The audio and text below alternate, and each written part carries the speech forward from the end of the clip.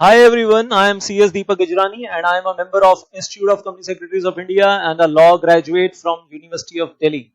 Many of my successful students have made their career in the top 20 corporate law firms of India, Big 4 CA firms, top 100 corporates on National Stock Exchange, merchant banking concerns, special economic zones, etc. etc. I wish the same for you, and just to share that one of my students, Rudra Kumar Pandey, he is partner in Shardul Amarchand Mangal Das, which is number one corporate law firm of India, and I really wish the same for you also. And these days we are offering a huge discount on our courses in CS Executive Program, 50% off on many courses over there, and you can fetch any one of them. This is just because of the COVID-19 and the financial problems created by the COVID-19. All the best to all of you for your future, Dil se, and I really believe a student has that diamond inside which can be cut and shined to fit on the top of the corporate sector. So all the best for your career.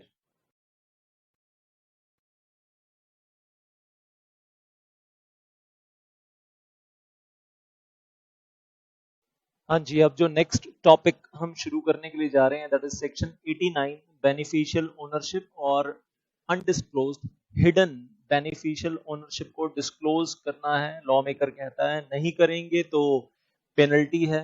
Companies amendment act 2020 ने कुछ penalties prescribe की हैं, वो पढ़ेंगे हम। और अब दो चीजें यहाँ पर बोलना चाहूंगा शुरू करते समय। Number one, section 89 deals with the beneficial ownership, और एक सेक्शन करेंगे हम बाद में, section 90 that is significant beneficial ownership. तो ये दो अलग सेक्शन है। सेक्शन 89 छोटी से छोटी हिडन बेनिफिशियल ओनरशिप को डिस्क्लोज करना है, और सेक्शन 90 में डिस्क्लोज करना है सिग्निफिकेंट बेनिफिशियल ओनरशिप को जो हिडन है। लेकिन दोनों में कहाँ कितने डिफरेंसेस हैं ये सब कुछ हम बाद में डील करने वाले हैं। और सेक्शन 90 तो बहुत डेंजरस है, वो 447 से कनेक्ट हो जाता है फ्रॉड के साथ, जिसमें वो जेल 10 साल तक भी जेल हो सकती है, 10 इयर्स। और सेक्शन 90 में तो और बहुत कुछ डेंजरस है, जब आएगा तब करेंगे। सेक्शन 89 उतना डेंजरस नहीं है, लेकिन मैं कहूँगा पहला कदम यहाँ से शुरू हो जाता है वहां तक जाने का। अब ये बेनिफिशियल ओनरशिप क्या चीज है, क्या डिस्क्लोज करने के लिए कह रहे हैं। वेल एक एग्जांपल लेकर मैं हमेशा शुरू करता हूँ। यहाँ पर एक हिंदू अनडिवाइडेड फैमिली है, एक मिस्टर करता है, और वो मिस्टर करता कहीं जॉब करता है। मिस्टर करता कहीं जॉब करता है, उसको सैलरी मिलती है, गवर्नमेंट जॉब है। उसके पर्सनल अकाउंट में, पर्सनल बैंक अकाउंट में, सैलरी अकाउंट में डायरेक्ट सैलरी हर महीने आती रहती है, वो एक अलग बैंक अकाउंट है। लेकिन एक जो एच है, हिंदू अनडिवाइडेड फैमिली जिसमें वो करता है, वो एच का अपना एक बिजनेस बैंक अकाउंट है। तो मिस्टर कर्ता जो है वो एच के बिजनेस बैंक अकाउंट में से पैसे निकाल कर किसी कंपनी के शेयर्स परचेज करता है। तो क्या उसका वो बेनिफिशियल ओनर खुद है? Answer is no. Beneficial owner कौन है? एच हिंदू अनडिवाइडेड फैमिली के सारे जो को पार्टनर हैं, जितने भी एच फैमिली मेंबर्स हैं, वो सारे के सारे बेनिफिशियरी हैं, और वो बेनिफिशियल ओनर है। और मिस्टर कर्ता जब अपने नाम से एप्लीकेशन फाइल करता है to obtain the shares of the company from the HUF funds, तो वो खुद रजिस्टर्ड ओनर बन जाता है उन शेयर्स का। लेकिन बैकग्राउंड में well actually who are the beneficial owners, that is the HUF family members. Disclosure देना होता है रजिस्टर्ड ओनर को भी, कर्ता को डिस्क्लोजर देना होता है कि मैं रजिस्टर्ड ओनर हूँ, बेनिफिशियल ओनर एचयूएफ है। और एचयूएफ को भी डिस्क्लोजर देना होता है कि हम बेनिफिशियल ओनर हैं और मिस्टर कर्ता सिर्फ रजिस्टर्ड ओनर है इन शेयर्स का, क्योंकि इन शेयर्स को परचेज करने के लिए जो पैसा यूज हुआ है वो पैसा किसका है? एचयूएफ बिजनेस बैंक अकाउंट का पैसा है।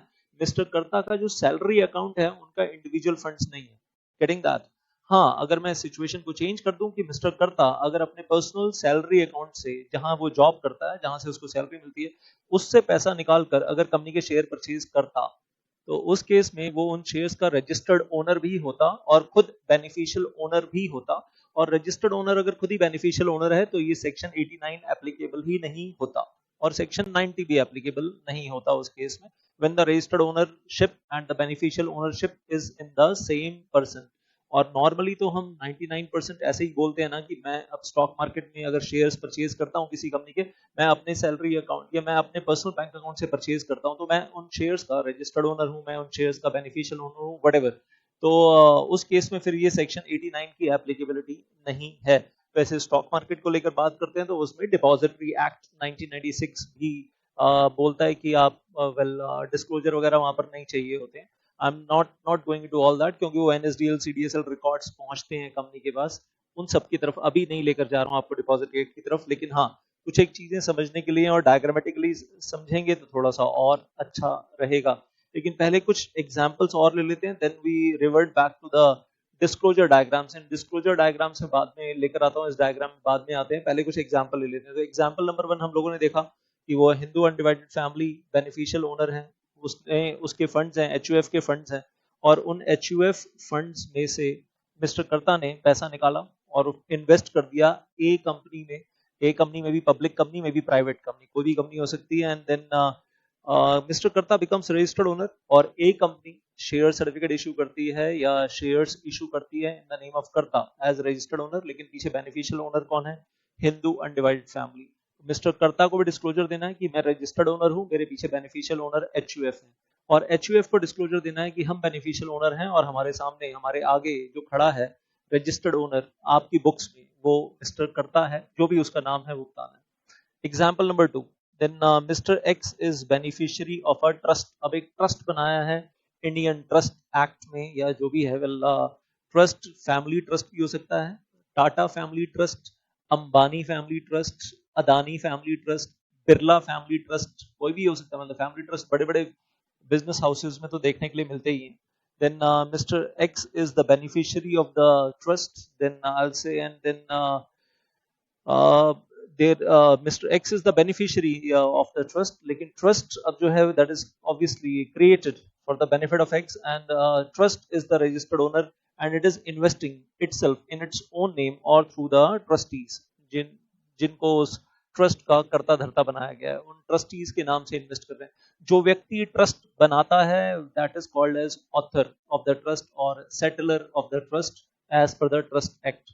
तो एक ऑथर है जिसने ट्रस्ट बनाया है, एक बेनिफिशियरी है जिसके फायदे के लिए बनाया है, और एक वेल ट्रस्टी है जिसके हाथ में ट्रस्ट प्रॉपर्टी दी गई है, और उस ट्रस्टी को बोला जाता है कि legal ownership of the property is given to you but not for your benefit, for the benefit of beneficiary. Legal ownership is given to the trustee. Trust property जो भी है उसकी लीगल ओनरशिप ट्रस्टी के पास है, लेकिन उसका फायदा trustee को नहीं मिलेगा, फायदा किसको मिलेगा? बेनिफिशियरी को। That is the concept of the trust. और बनाने वाला कौन? उस पर्सन को बोलते हैं author of the trust. Then we say, तो फाइनली वो ऑथर ने ट्रस्ट के अंदर पैसा डाला, ट्रस्टी को वहां लीगल ओनर बनाया उस पैसे का, और ट्रस्टी के नाम से कंपनी के शेयर्स खरीदे गए। तो कंपनी के लिए registered owner of the shares is trustee, लेकिन पीछे छुपा हुआ beneficial owner is that beneficiary mister X। तो अगर मान लीजिए ट्रस्टी का नाम मिस्टर Z है, तो वो बता रहा है कि I am simply the registered owner, I am not the beneficial owner, और बेनिफिशियल ओनर तो मिस्टर X है। तो Z को भी डिस्क्लोजर देना है कि मैं तो सिर्फ रजिस्टर्ड ओनर हूं, बेनिफिशियल ओनर कोई और है। और मिस्टर X को, जो बेनिफिशियल ओनर है, उसको भी डिस्क्लोजर देना है कि बेनिफिशियल ओनर मैं हूं और मेरे आगे खड़ा हुआ मिस्टर Z जो है वो सिर्फ रजिस्टर्ड ओनर है, वो बेनिफिशियल ओनर नहीं है। और इन शेयर्स के का जो डिविडेंड इनकम आएगी, डिविडेंड इनकम वगैरह जो भी बेनिफिट्स मिलेंगे वो अल्टीमेटली मुझे मिलेंगे, या जो बोनस शेयर्स मिलेंगे उनका बेनिफिट भी मुझे ही मिलेगा। Then going on further, example 3, एक पार्टनरशिप फर्म है। अब एक पार्टनरशिप फर्म के लिए तो इन जनरल वैसे भी बना होता है कि वो पार्टनरशिप फर्म अपने नाम से शेयर्स परचेज नहीं कर सकती। पार्टनरशिप एक्ट 1932 और व्हाटएवर, ओनली वन एक्सेप्शन, वो सेक्शन 8 कंपनीज में, नॉन प्रॉफिट ऑर्गेनाइजेशंस में अलाउड होता है पार्टनरशिप फर्म्स को शेयर्स खुद के नाम से खरीदना, अपने नाम से परचेज करना, अदरवाइज अलाउड नहीं होता है। तो पार्टनरशिप फर्म का बैंक अकाउंट है जिसमें बिजनेस बैंक अकाउंट है, और partnership firm is purchasing the shares of some company through its partner in the name of partner. तो partner is the registered owner, लेकिन फंड्स किसके हैं? पार्टनरशिप फर्म के हैं। तो बेनिफिशियरी कौन है? पार्टनरशिप फर्म है। So I'll say partner invest in the company, partner takes the shares are registered in the name of partner, but for whose benefit? For the benefit of firm।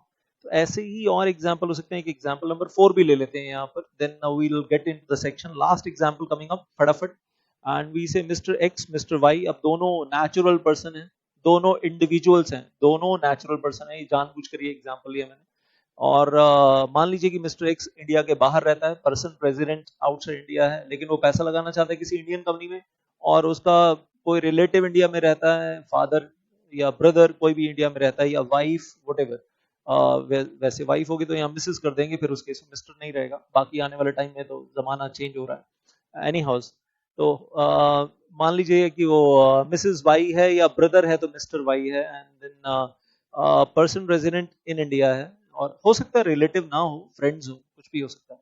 And mister X gives the funds for investment to mister Y, और mister Y उस पैसे को अपने नाम से ABC limited में invest करता है। एंड एबीसी लिमिटेड के शेयर्स खरीदता है, तो एबीसी लिमिटेड की रजिस्टर्ड मेंबर में मिस्टर वाई का नाम आता है, शेयर सर्टिफिकेट के ऊपर मिस्टर वाई का नाम आता है एज रजिस्टर्ड ओनर, लेकिन पीछे बेनिफिशियल ओनर कौन है? मिस्टर एक्स, जिसका पैसा लगा है। तो लीगल रिक्वायरमेंट है कि ये दोनों डिस्क्लोजर दें अपना, both of them shall be giving the disclosure. लेकिन डर प्रॉब्लम कब आती है? जब ऐसा लगता है वो मिस्टर एक्स कोई क्रिमिनल है, कोई गड़बड़ कर रहा है और कोई ड्रग्स में डील करता है, मर्डर करता है एंड ऑल दैट, उस टाइप का आदमी है, तो शायद वो डिस्क्लोजर नहीं देंगे। वेल और हो सकता है मिस्टर एक्स कोई एमएलए हो, एमपी हो किसी और कंट्री में, और पैसा लगा रहा हो इंडिया में, ब्लैक मनी लगा रहा हो और व्हाइट मनी में कन्वर्ट कर रहा हो, मनी लॉन्ड्रिंग वगैरह, money laundering, converting the black money in their country well into white money in India, और फिर यहाँ से डिविडेंड इनकम जनरेट कर रहे हैं। तो गड़बड़ियां तो हो सकती हैं, नो डाउट्स अबाउट दैट। खैर, हम अब सेक्शन 89 में वापस आ जाते हैं। अभी उस और ज्यादा डिटेल में नहीं जाऊंगा गड़बड़ियों में, but you have got the fair idea कि रजिस्टर्ड ओनर और बेनिफिशियल ओनर दोनों को डिस्क्लोजर देना है। तो first subsection, section 89 subsection 1, the person whose name is entered in the register of members as registered owner has to give the disclosure, वो registered owner है but not beneficial owner, registered owner तो है लेकिन beneficial owner नहीं है। तो ऐसे व्यक्ति को डिस्क्लोजर देना है कि मैं जिन शेयर्स का रजिस्टर्ड ओनर हूं और बेनिफिशियल ओनर नहीं हूं, मैं बताना चाहता हूं कि एक्चुअल बेनिफिशियल ओनर कोई और है, और उस बेनिफिशियल ओनर का नाम क्या है वो मैं बताना चाहता हूं, मेरे पीछे छुपा हुआ एक्चुअल बेनिफिशियल ओनर कौन है। तो उसके लिए स्पेसिफिक फॉर्म है जिसमें डिस्क्लोजर देना, और स्पेसिफिक फॉर्म है MGT 4 जो लॉ मेकर ने फॉर्मेट दिया हुआ है। और ये डिस्क्लोजर वो किसको दे रहा है? आरओसी को नहीं, मिनिस्ट्री ऑफ कॉर्पोरेट अफेयर्स को नहीं, टू द कंसर्न्ड कंपनी, जिस कंपनी में वो रजिस्टर्ड ओनर है। He has to give that declaration in MGT 4 to that particular company, जिस कंपनी में वो रजिस्टर्ड ओनर है। Same thing other way round, अब इसका उल्टा चलते हैं। सेक्शन 89 सबसेक्शन 2 में beneficial owner has to give the disclosure in the form MGT 5, form change हो गया है, और उसको बताना है कि मेरे आगे खड़ा हुआ रजिस्टर्ड ओनर कोई और है जो आपको दिख रहा है, लेकिन उसके पीछे छुपा हुआ हिडन बेनिफिशियल ओनर मैं हूं, और अब तो मैं हिडन नहीं हूं, मैं डिस्क्लोजर दे ही रहा हूं। वेल और ये जो रजिस्टर्ड ओनर है, this registered owner is acting as my trustee, he is acting as ostensible owner, this registered owner is acting as ostensible owner or acting as trustee for my benefit, and I am the beneficial owner who is hidden behind। Example आपने देख ही लिए। तो जो सामने registered owner हैं, उन registered owners के लिए फॉर्म MGT 4, रजिस्टर्ड ओनर्स के लिए फॉर्म MGT 4, और जो पीछे छुपे हुए बेनिफिशियल ओनर्स हैं, उन बेनिफिशियल ओनर्स के लिए फॉर्म MGT 5। फॉर्म नंबर्स याद रखिए, I will recommend that for exam.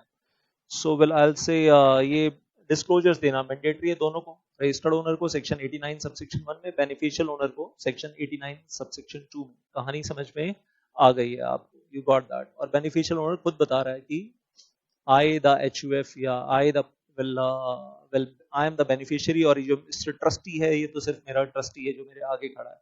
उसके बाद कंपनी की क्या ड्यूटी है? जिस कंपनी को दोनों फॉर्म मिल रहे हैं, MGT 4 मिल रहा है, MGT 5 मिल रहा है, उस कंपनी की क्या ड्यूटी है? The two duties of that concern company, जिसको दो फॉर्म्स मिले हैं। पहली duty, the first duty is to enter the name of both the registered owner and the beneficial owner in the register of members. अब यहाँ पर एक चीज बोलूं आपको, वेल थोड़ा सा अलग हटके जा रहा हूँ। सिक्योरिटी लॉ के पेपर में हम वो सिक्योरिटी लॉ में पढ़ते हैं, डिपॉजिटरी एक्ट 1996 में, कि अगर हम लोग डीमैट फॉर्म में शेयर्स होल्ड करते हैं थ्रू NSDL CDSL, तो जो कंपनी है रिलायंस इंडस्ट्रीज लिमिटेड अपने रजिस्टर ऑफ मेंबर्स में सिर्फ दो ही नाम लिखती है, NSDL और CDSL। वो अपने रजिस्टर ऑफ मेंबर्स में जो लाखों शेयर होल्डर्स हैं, जो बेनिफिशियल ओनर है, जिनका पैसा लगा हुआ है, उनका नाम नहीं लिखती है, वो तो अपने रजिस्टर मेंबर में सिर्फ दो ही नाम लिखती है, NSDL और CDSL, that's it, nothing else. लेकिन अगर मान लीजिए कोई करता है जिसने डीमैट अकाउंट ओपन किया है और HUF फैमिली का पैसा लगा रहा है स्टॉक मार्केट में, तो क्या वो डीमैट अकाउंट ओपन करते समय उसको बताना चाहिए वहां पर that I am just the कर्ता and this money belongs to HUF? Answer is yes. तो वो डिस्क्लोजर वहां पर हो जाएगा, उस वक्त वो डिस्क्लोजर वहां हो जाएगा कि मैं तो सिर्फ रजिस्टर्ड ओनर बन रहा हूँ इन शेयर्स में, या ये डीमैट अकाउंट मेरे नाम से खोल रहा हूँ, बट मेरे पीछे छुपा हुआ beneficial owner is my HUF. ऐसे ही अगर कोई ट्रस्ट है और ट्रस्टी है और स्टॉक मार्केट में जाकर शेयर्स परचेज करने वाले हैं, तो क्या उनको भी बता देना चाहिए that this is the trust, I am playing the role of trustee and this is the trust money, और पीछे बेनिफिशियरी कोई और है. डीमैट अकाउंट ओपन करते समय उनको भी डिस्क्लोज कर देना चाहिए. I hope getting the point there. So well I will say, बाकी वो अलग बात है कि जो कंपनी है फाइनली रिलायंस इंडस्ट्रीज लिमिटेड अपने रजिस्टर मेंबर में सिर्फ 2 ही नाम लिखती है, NSDL CDSL, लेकिन AGM से पहले तो NSDL CDSL full list of members उठाकर देते हैं ना कंपनी को, ताकि वो 21 क्लियर डेज नोटिस सारे मेंबर्स को जा सके. और ऐसे ही जब डिविडेंड देना है, जब बोनस इशू देना है, राइट इशू देना है, तो ऑब्वियसली वो कंपनी, जिस कंपनी के शेयर होल्डर्स हैं उनको बताया जाएगा ना कि आपके 25-30 लाख शेयर होल्डर हैं, मतलब रिलायंस जैसी कोई कंपनी है, TCS जैसी कोई कंपनी है, भाई ये आपके वो मेंबर्स हैं जो देख लो आप इनको. तो उसमें अगर कोई करता है, HUF है, उसकी भी तो डेटा, उसका डेटा भी तो कंपनी को मिल ही जाएगा ना कि ये मिस्टर करता जो है ये HUF के बिहाफ पर हमारे शेयर्स होल्ड कर रहा है. तो वो डिस्क्लोजर कहीं ना कहीं तो कंपनी के पास पहुंच ही जाएगा. उस वक्त जब बोनस इशू देने का टाइम आएगा, राइट इशू देने का टाइम आएगा, नोटिस ऑफ जनरल मीटिंग देने का टाइम आएगा, उस वक्त तो डिस्क्लोजर पहुंचेगा.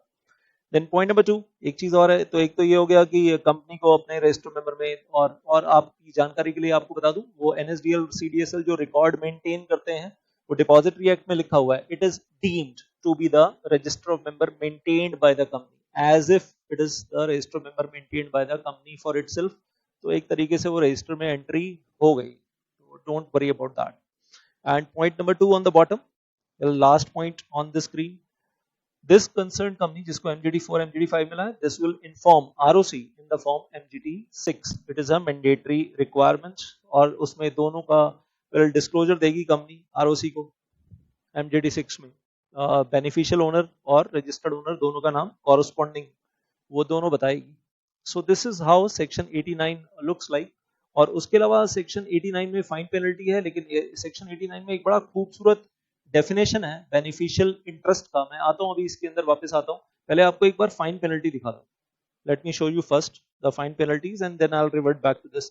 एंड ये जो आपको सामने स्क्रीन पे दिख रहा है ना अभी, this is very very very important, technically speaking very very important, क्योंकि सेक्शन 90 का बेस यहां से बनना शुरू हो जाएगा. और इसमें और सेक्शन 90 में आपस में कुछ कॉन्ट्राडिक्शन भी है, तो हमें उसका भी कुछ हार्मोनियस इंटरप्रिटेशन करना पड़ता है. तो I'll be talking about that.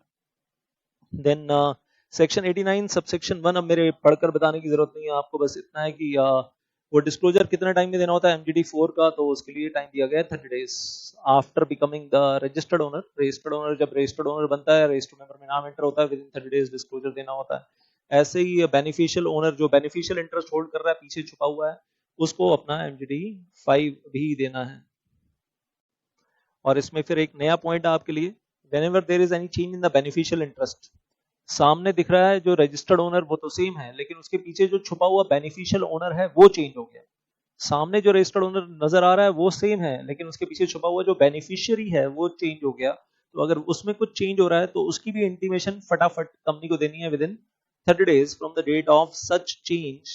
Make the declaration in once again that form MGT4 MGT5 as the case may be. तो वो डिस्क्लोजर फिर से देना पड़ेगा whenever there is some change. और कितने टाइम में डिस्क्लोजर देना है? With in 30 days from the date of change.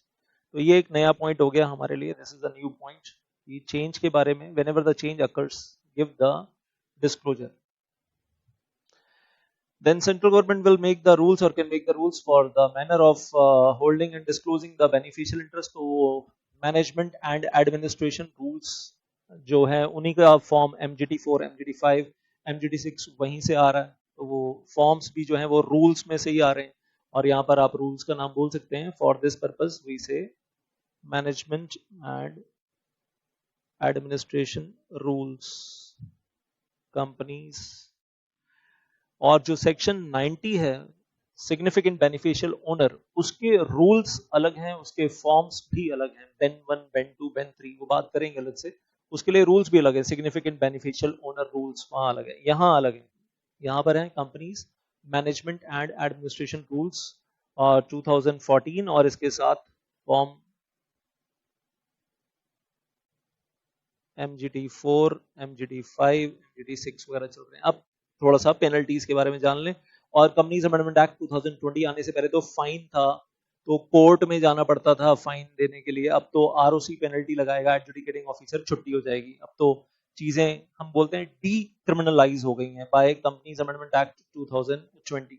और हम पहले कहते हैं कि इफ एनी पर्सन, अगर कोई रजिस्टर्ड ओनर या बेनिफिशियल ओनर MGT4 या MGT5 फाइल नहीं करता था, उसमें फेल हो जाता था, तो पहले कहते थे फाइन होगा, पनिशेबल विद फाइन। और फाइन का अमाउंट वही था 50,000, अभी उसकी जगह फाइन की जगह हो गया पेनल्टी। एंड पेनल्टी मतलब एडजुडिकेटिंग ऑफिसर आरओसी लगाएगा, पेनल्टी ऑफ एग्जैक्ट 50,000, ना कम ना ज्यादा, ना कम ना ज्यादा। एंड मोर ओवर, अगर फेलियर कॉन्टिन्यूइंग है तो आगे फर्दर पेनल्टी भी लगेगी। पहले कहते थे फर्दर फाइन लगेगा, अब कहते हैं फर्दर पेनल्टी लगेगी। कितनी penalty? Of exact 200 rupees per day after the first day. Second day से पहले दिन की पेनल्टी 50,000, दूसरे दिन से पेनल्टी 200 रुपए पर डे। एंड लेकिन साथ में कह रहे हैं सब्जेक्ट टू मैक्सिमम 5 लाख रुपए, मैक्सिमम 5 लाख रुपए तक जाएगी पेनल्टी, उसके ऊपर नहीं जाएगी, तो कोई टेंशन नहीं है। अच्छा, एक सवाल है यहाँ पर, अगर सिर्फ एक शेयर ऐसा है जिसमें रजिस्टर्ड ओनर मिस्टर एक्स है और उसके पीछे छुपा हुआ बेनिफिशियल ओनर मिस्टर वाई है, ओनली वन शेयर, तो भी क्या ये डिस्क्लोजर देना पड़ेगा MGT4, MGT5, MGT6? And the answer is yes, only one share. जहां पर रजिस्टर्ड ओनरशिप और बेनिफिशियल ओनरशिप दो अलग लोगों के हाथ में है और दोनों में गैप है, तो वो मिस्टर एक्स को बताना पड़ेगा for one share only I am the registered owner, और मेरे पीछे छुपा हुआ मिस्टर वाई बेनिफिशियल ओनर है, या वटेवर नाम तो आप कुछ भी रख लीजिए। तो यहाँ पर कोई ऐसा नहीं है कि कोई बहुत बड़ा परसेंटेज क्राइटेरिया है तो ही डिस्क्लोजर देना है। Section 89 is applicable even if there is just one share और 1% और 2% और 3%, 4%, 5%, कितने भी हैं, well it is always applicable, जिसमें शेयर्स की बेनिफिशियल ओनरशिप किसी और के पास है और रजिस्टर्ड ओनरशिप किसी और के पास है, तो एप्लीकेबल हो जाएगा।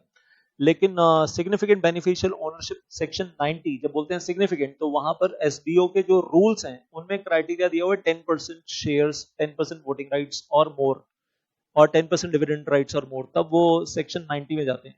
10% के नीचे है तो वी आर इन सेक्शन 89। 10% का थ्रेशोल्ड टच होगा, एग्जैक्ट 10% और मोर, तो सेक्शन 90 में जाएंगे। और वहां तो सेक्शन बहुत डेंजरस है, उसमें जो मैं बता रहा हूँ सेक्शन 90 में आएगा 447 फ्रॉड का कनेक्शन आएगा, और वहां तो जेल 10 साल की, मतलब वो 447 अभी भी वहां लिंक्ड है, यहाँ तो 447 जैसा कुछ है नहीं सेक्शन 89 में। लेकिन फिर से बोल रहा हूँ, बेस यहीं से बनता चला जाता है, और कनेक्टिविटी और हम पढ़ेंगे सिमिलैरिटीज और डिफरेंसेस सेक्शन 89 सेक्शन 90 में और पढ़ेंगे हम।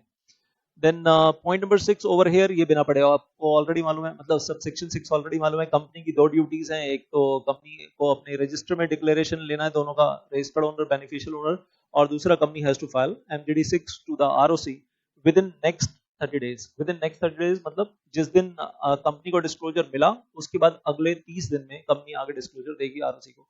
तो जिस दिन रजिस्टर्ड ओनर का नाम एंटर हो रहा है रजिस्टर्ड मेंबर्स में, उसके बाद विद इन 30 डेज वो डिस्क्लोजर देगा, और फिर नेक्स्ट 30 डेज में कंपनी डिस्क्लोजर देगी ROC को। तो I hope about that 30 + 30 total becomes 60 days. और सबसेक्शन 7 में कंपनी के लिए, अब कि अगर कंपनी गड़बड़ करती है और कंपनी सबसेक्शन 6 कंप्लाई नहीं करती, ROC को इन्फॉर्म नहीं करती, तो उस केस में क्या होगा, कंपनी के लिए क्या होगा, every officer of the company including the company secretary of the company, officer in default जो है, उनके लिए क्या होगा। तो पहले तो इनके लिए अमेंडमेंट से पहले, कंपनीज अमेंडमेंट एक्ट 2020 आने से पहले फाइन होता था, अभी तो पेनल्टी है। और how much penalty is there, we say penalty of 1,000 rupees for each day during which the default continues, और मैक्सिमम 5 लाख रुपए कंपनी के लिए और maximum 2 lakh rupees for officer in default. तो ऑफिसर इन डिफॉल्ट के लिए 2 लाख रुपीज और कंपनी के लिए 5 lakh rupees is maximum limit. उसके बाद फिर ये पेनल्टी आगे नहीं बढ़ेगी। वैसे हम कह रहे हैं penalty of 1,000 rupees per day fixed, ना कम ना ज्यादा। ROC लगाएगा, एडजुडिकेशन ऑफिसर लगाएगा, और 1,000 रुपीज पर डे तो अफोर्ड कर ही सकते हैं आप। और कंपनी के लिए देखें तो 500 डेज तक बढ़ता रहेगा, 500 दिन तक। ऑफिसर इन डिफॉल्ट के लिए देखें तो 200 दिन तक बढ़ता रहेगा। And I tell you one thing, 200 days, 200 दिन तक तो आप मान लो ROC भी परेशान नहीं करेगा। जब 200 दिन पूरे हो जाएंगे या 500 पूरे दिन पूरे हो जाएंगे ना, तभी भेजेगा वो चिट्ठी कि मैक्सिमम पेनल्टी लग गई है अब आपको, अब बताओ आप। सो जब जब पीक लेवल आ जाएगा, उससे पहले आरओसी बीच में चिट्ठी भेजकर याद भी नहीं दिलवाएगा कि पेनल्टी बढ़ रही है, अभी आपके 5,000 हो गई है, 10,000 हो गई है, 15,000 हो गई है। बीच में नहीं याद करवाएगा वो आपको, तभी याद करवाएगा, तभी नोटिस भेजेगा जब मैक्सिमम लेवल क्रॉस हो चुका होगा। तो ये कंपनी और ऑफिसर के लिए हो गई subsection 7, that is there. And do remember this is as per Companies Amendment Act 2020. Then subsection 8 में आ जाते हैं and एक बार दो लाइनें ये बहुत ध्यान से पढ़ेगा, फिर इसका इंटरप्रिटेशन करते हैं कि इंटरप्रिटेशन क्या है। No right in the relation to any shares in respect of which a declaration is required to be made under this section, but not made by the beneficial owner, shall be enforceable by him or by any person claiming through him. तो हम क्या ये last वाले words तो अभी भूल ही जाते हैं, पहले शुरू वाली जो दो लाइनें हैं उसी को इंटरप्रेट कर लेते हैं। अगर MGD4 MGD5 फाइल नहीं किया, अगर डिक्लेरेशन फाइल नहीं की, MGD4 MGD5 फाइल नहीं किया, where the declaration is required to be made but not made, declaration is not made, तो उस केस में बेनिफिशियल ओनर अपना कोई राइट एक्सरसाइज नहीं कर पाएगा in respect to the shares, जो शेयर्स जिनमें उसका बेनिफिशियल इंटरेस्ट है, वो अपना कोई राइट एक्सरसाइज नहीं कर पाएगा। तो इसका मतलब ये है, बड़ा सिंपल है, कंपनी को तो पता ही नहीं कि कोई बेनिफिशियल ओनर नाम की चीज है पर्टिकुलर शेयर्स में। कंपनी को मालूम है रजिस्टर्ड ओनर है, मान लीजिए कोई मिस्टर एक्स या मिस्टर ए है, मिस्टर ए एक रजिस्टर्ड ओनर है, जिसके पीछे छुपा हुआ मिस्टर बी बेनिफिशियल ओनर है, लेकिन ना तो ए ने ना तो बी ने किसी ने बताया नहीं कंपनी को कि आपस का इनका कुछ अरेंजमेंट है ऐसा। तो कंपनी के लिए मिस्टर ए रजिस्टर्ड ओनर है और वही मिस्टर ए बेनिफिशियल ओनर भी है, क्योंकि कंपनी को तो किसी ने इन्फॉर्म किया ही नहीं कि ए के पीछे कोई बी है जो बेनिफिशियल ओनर है। तो कंपनी क्या मान रही है कि mister A himself is registered owner also and beneficial owner also, और प्रैक्टिकल लाइफ में 99.99% ऐसे ही होता है, सभी लोग ऐसे ही करते हैं। तो अब वो कंपनी के लिए तो सारे राइट्स किसके हैं, मिस्टर ए के हैं, और मिस्टर बी के पास कोई राइट है नहीं। तो मिस्टर बी कहीं से बैंक लोन लेकर उस शेयर सर्टिफिकेट को गिरवी नहीं रख सकता कि इन शेयर्स में बेनिफिशियल ओनर मैं हूं, वो प्लेज नहीं कर सकता, या उन शेयर्स के रिस्पेक्ट में वो उन शेयर्स को सेल नहीं कर सकता मिस्टर बी, क्योंकि on record mister A is registered owner and it is presumed mister A is beneficial owner. तो मिस्टर ए उन शेयर्स को सेल ऑफ भी कर सकता है, मिस्टर ए उन शेयर्स को प्लेज करना चाहे, गिरवी रखना चाहे, बैंक लोन लेकर तो गिरवी भी रख सकता है, वो सब कुछ कर सकता है। बी कुछ भी नहीं कर सकता, क्योंकि बी की आइडेंटिटी कंपनी को पता ही नहीं है, किसी को कहीं रिकॉर्ड्स में है ही नहीं। सिंपल है, नथिंग मच कॉम्प्लिकेटेड। और हम कह रहे हैं अगर बी का कोई लीगल हायर है, बी के नीचे कोई उसका लीगल रिप्रेजेंटेटिव है, उसका फैमिली मेंबर है, उसका बेटा है, तो जो उसके थ्रू भी क्लेम कर रहा है वो लोग भी किसी तरीके का कोई राइट एक्सरसाइज कर ही नहीं सकते। मिस्टर ए और mister B they are very good friends, लेकिन बी के अब जो बी के फैमिली मेंबर्स है जो उसके थ्रू क्लेम कर रहे हैं कि इन शेयर्स में हमारा भी इंटरेस्ट है, तो वो लोग भी उन शेयर्स के रिस्पेक्ट में कोई राइट एक्सरसाइज नहीं कर सकते। This is subsection 8। और क्यों नहीं कर सकते, उसका लॉजिक समझ में आ ही गया है कि लॉजिक क्या है। I hope got that. Then going on further with that, और फिर मैं ये भी बोलूंगा कि मिस्टर बी अब अपने राइट्स एनफोर्स नहीं कर सकता, मतलब मिस्टर बी के पास कोई वोटिंग राइट भी नहीं है, फिर कोई वोटिंग मतलब कोई राइट है ही नहीं ना उन शेयर्स के रिस्पेक्ट में, जब तक उसने अपना डिस्क्लोजर नहीं दिया। नेक्स्ट वन, आगे बढ़ते हैं, इवन मोर इंपॉर्टेंट, एक लेवल और ऊपर जा रहे हैं।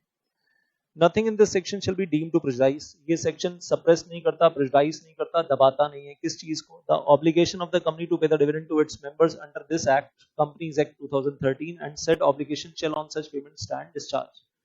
कह रहे हैं ये सेक्शन मना नहीं करता, ये सेक्शन दबाता नहीं है। सेक्शन 89 कंपनी को अपने रजिस्टर्ड मेंबर्स को डिविडेंड पे करने के लिए, तो चाहे MGD4 और MGD5 फाइल हो गया है, MGD4 भी फाइल हो गया है और MGD5 भी फाइल हो गया है, कंपनी को मालूम है कि रजिस्टर्ड ओनर कोई और है, उसके पीछे छुपा हुआ बेनिफिशियल ओनर कोई और है, कंपनी को पता है, लेकिन कंपनी डिविडेंड किसको पे करेगी, अपने रजिस्टर्ड मेंबर को, to its registered member.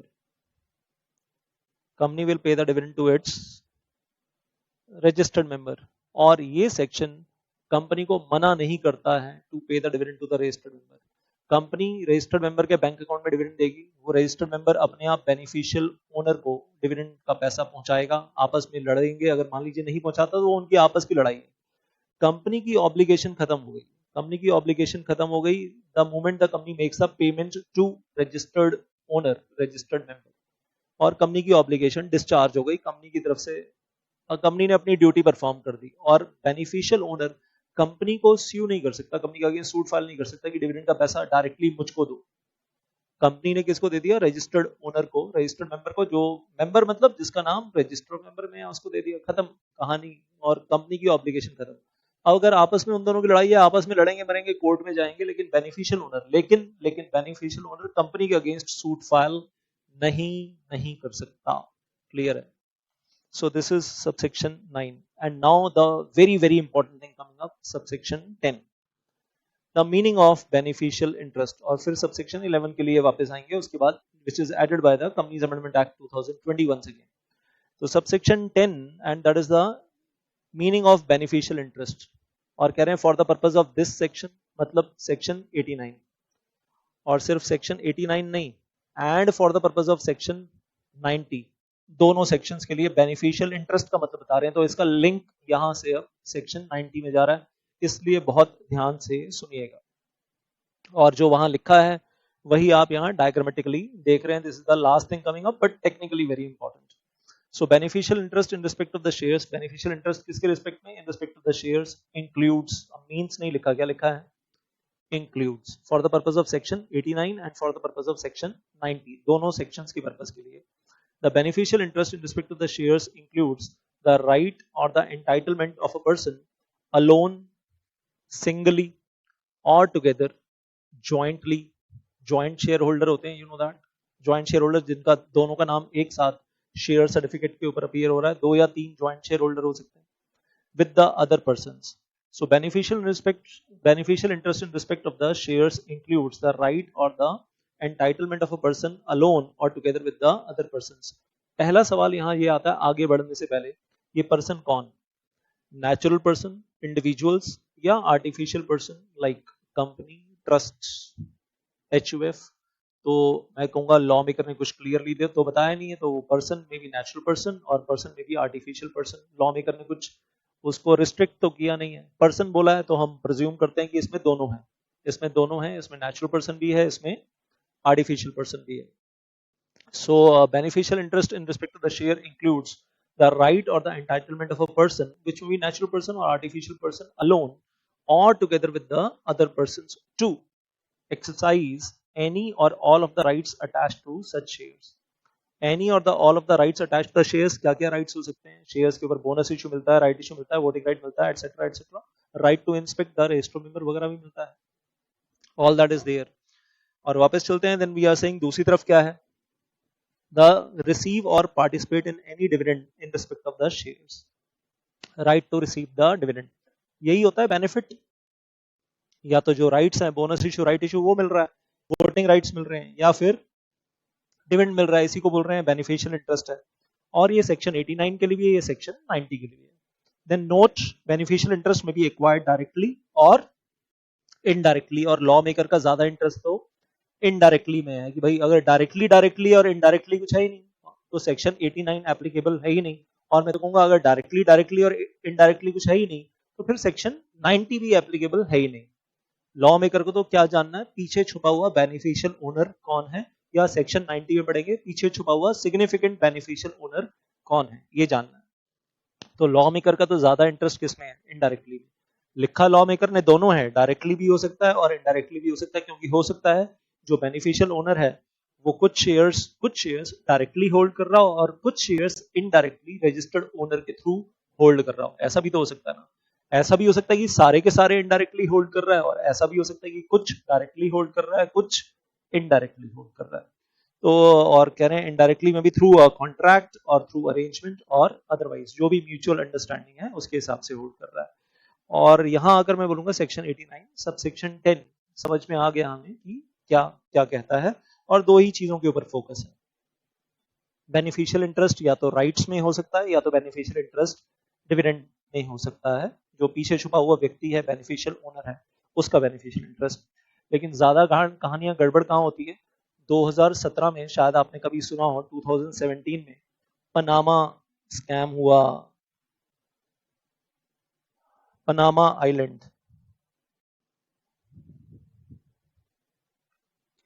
Tax haven countries बोलते हैं जहां पर जीरो टैक्स रिजीम है, और ऐसा हो सकता है कि कोई मिस्टर ए है जिसने यहाँ मॉरिशस में या दुबई में एक कंपनी में पैसा लगाया, दुबई की कंपनी में पैसा लगाया, फिर वो दुबई की कंपनी ने पैसा लगाया somewhere in Mauritius based company, Mauritius based company ने पैसा लगाया इन सम पनामा आइलैंड कंपनी, और फिर वो जो पनामा आइलैंड में जो कंपनी है उस कंपनी ने पैसा लगाया किसी मुंबई बेस्ड कंपनी में, और मिस्टर ए भी हमारा इंडियन, वो भी यहीं रहता है, वो भी यहीं रहता है, लेट अस से वो भी मुंबई में रहता है, लेकिन रूटिंग बड़ी लंबी सी कर दी है। और हो सकता है मिस्टर ए के पास खूब सारा ब्लैक मनी है और वो उसी ब्लैक मनी को रोटेट कर रहा है, मनी लॉन्ड्रिंग कर रहा है, इस तरीके से घुमा रहा है, और पैसा अल्टीमेटली घूमकर मुंबई में लग रहा है, लेकिन कहाँ कहाँ से घुमा कर लेकर आ रहे हैं, और शील्ड बना रहे हैं, शील्ड एक के बाद first shield, second shield, third shield, इस तरीके से बीच में वो स्क्रीन क्रिएट कर रहे हैं। तो लॉ मेकर ये ढूंढ रहा है कि वो मुंबई बेस्ड कंपनी पे छापा मारा कि भाई इसमें ये 500 करोड़ रुपए की या 1000 करोड़ रुपए की इन्वेस्टमेंट कहाँ से आई है, तो पता चला कि वो पनामा बेस्ड कंपनी जो है, पनामा आइलैंड बेस्ड कंपनी जो है उसने इन्वेस्ट किया है। वहां की पुलिस की हेल्प ली, वहां की अथॉरिटीज की हेल्प लेकर छापा मारा, तो पता चला कि वो पनामा आइलैंड्स में जो इन्वेस्टमेंट आई है वो किसी मॉरिशस बेस्ड कंपनी ने पैसा लगाया हुआ है। अब मॉरिशस में जाकर छापा मारा, वहां की जो इन्वेस्टिगेटिंग अथॉरिटीज हैं, वहां की जो पुलिस वगैरह है, उनकी हेल्प ली, तो पता चला मॉरिशस बेस्ड कंपनी में पैसा आया दुबई बेस्ड कंपनी का। अब दुबई बेस्ड कंपनी में जाकर छापा मारा और वहां की पुलिस हेल्प नहीं कर रही, बता नहीं रही है, इन्वेस्टिगेशन में मदद नहीं कर रही है, पता ही नहीं चल रहा कि दुबई बेस्ड कंपनी में किसका पैसा लगा हुआ है, अटक गया, कहीं ना कहीं अटक गया, पता नहीं चल रहा, वो घूम ये छोट मतलब ज्यादा डिटेल में नहीं जाऊंगा अभी, एक छोटा एग्जाम्पल दे रहा हूँ कि ऐसा हो सकता है। और हो सकता है वो मिस्टर ए जो है वो ड्रग्स में डील करता हो, या वो भाई लोग टाइप है, खोखा पेटी खूब कमाए हैं, ब्लैक पैसा खूब कमाया, मर्डर स्मगलिंग वगैरह करके, और इसलिए वो पकड़ना मुश्किल हो रहा है वो कहानी। सो या हो सकता है कोई mister A Indian member of parliament हो, एमएलए हो, क्या पता, मतलब कुछ भी हो सकता है, यू नेवर नो। तो अभी उसमें ज़्यादा डिटेल में नहीं जाएंगे, एंड हम छोटे बच्चे हैं तो छोटे बच्चों की तरह बात करेंगे। सेक्शन 89 वैसे भी अभी वो बड़ी बातें सेक्शन 90 में आएंगी, ये तो सेक्शन 89 है, तो let us not do too much brain storming, लेकिन मोटा मोटा समझ में आ गया आपको, और बेनिफिशियल इंटरेस्ट भी समझ में आ गया, या तो राइट्स हैं connected with the shares, bonus, bonus issue, right issue, voting rights, right to inspect, raise to member, etcetera etcetera, या फिर डिविडेंड राइट है। और जिस व्यक्ति के पास है वो रजिस्टर्ड ओनर नहीं है, रजिस्टर्ड ओनर से अलग है, रजिस्टर्ड ओनर उसने किसी और को बना रखा है अपने आगे।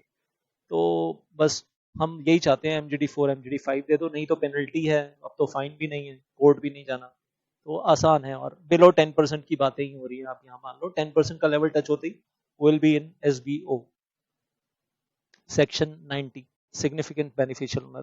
Last thing coming up, the CG may by notification exempt any class of persons from complying with any of the requirements of this section, जिनको comply करने से exempt कर सकते हैं, except subsection 10। मतलब ऐसा नहीं कि beneficial owner को beneficial owner नहीं माना जाएगा, beneficial owner को beneficial owner माना जाएगा, लेकिन MGD4 MGD5 से exempt कर सकते हैं, subsection 1 subsection 2 से exempt कर सकते हैं, if it considers necessary to grant such exemption in the public interest। अगर सीजी को लगता है कि exemption देना ठीक है, and such exemption may be granted either unconditionally or subject to the conditions as may be specified in the notification।